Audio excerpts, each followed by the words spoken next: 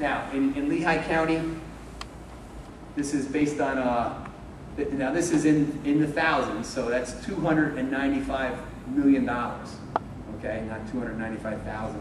So in Lehigh County, the sales tax that was paid represents just under $300 million. That's what that 6% represents now, that we never see, okay? Now, if you did a 1% increase, that would yield an additional $49 million, of which the county would get about 24.5. Municipalities within Lehigh County would get just under 20 million, and the collaborative shared services component would get just under $5 million. This group could probably find a good use for $5 million on an annual basis, I would imagine.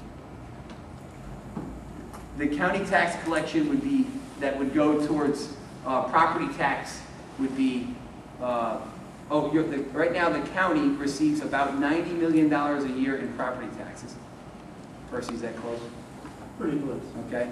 A 60% offset in county property taxes would represent about $14.8 million. So that represents 60% of that number. If anyone wants to check my math, I checked it before I came over here. So 60% of that number is what that number is. And so if you put, and so that number is 16.5% of that number.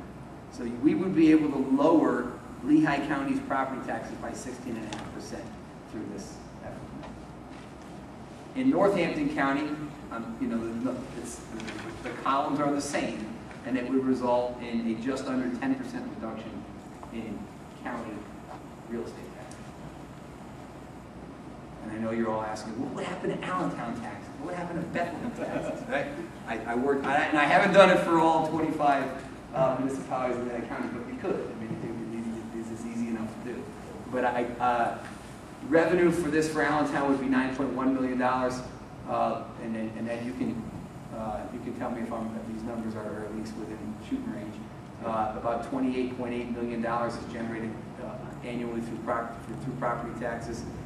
That would represent that 60% would be $5.5 million, and we're talking about a 19% reduction in Allentown's property taxes, and the city of Bethel would experience that. So this is powerful. This is a game changer for local government. This would really change the way that we fund our operations. And again, I think get away from a regressive tax and move towards something that's based on consumption. Now, who would be in favor of the Local Property Tax Relief Act as just described? Who would give this to the state? By a show of hands. I still got Alan. Really? I have another question.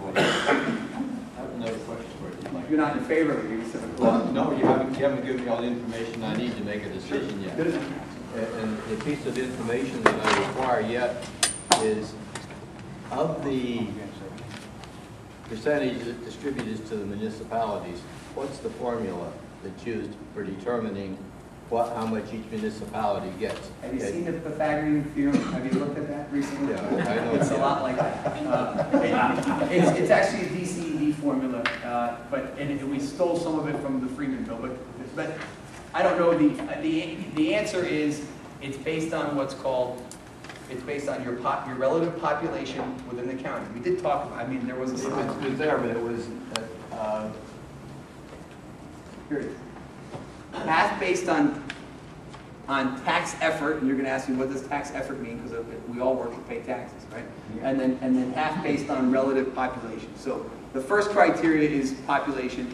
Well, it's 50-50. So population, that's simple. We all know that's all. It's per capita based on your the amount that's raised in that county, and what your percentage of population is within that county.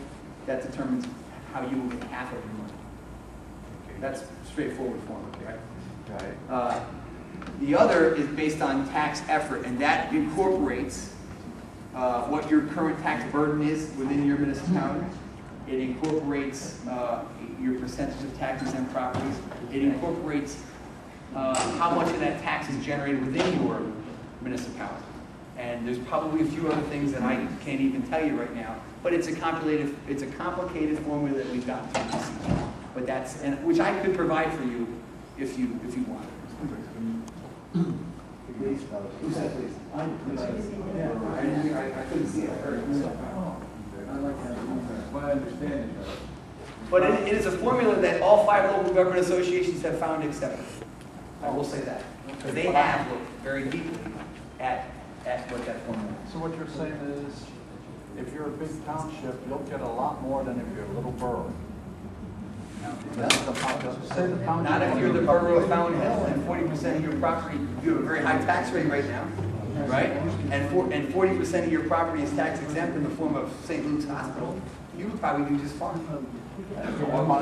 Small borough that doesn't have it. Coopersburg, Alberta, or something like that. We can break it down. I don't have the answer for all 25. And look, there's going to be some winners and there's going to be some losers. But at the end of the day, your municipality will get 40 cents. We'll get 60% of that. We'll get relief and reform. Now, I'd like to underline what you just said. There's going to be winners and losers as to the hard to Right. Theoretically, I mean, my person, I can personally be disadvantaged, but Because you purchased more. Right. But right now, the way it is right now, we've got folks getting taxed out of their homes because they can't pay their real estate taxes. So, you know, the question is, if you're going to go out and buy a $50,000 car versus a $10,000 car, philosophically, you've got to determine whether you should get taxed more on that or not. I don't think I should. Well, then you won't be for this. But you may have a big house too. You might be paying a lot of property taxes. Or I don't know. I don't know the answer to that. It's all. But the bottom line is the tax is going to come from someplace to fund our revenues, to fund our operations. And I think this is, while not perfect, more equitable. But you can all determine that for yourselves. John, can you talk a little bit about the realistic chances of this being passed? That's the call for action. And I will do that once we get through all the detailed questions on that. Can I ask a question for the group? Just, I mean, I know this is really important, and we did design the agenda to keep parks in there as well.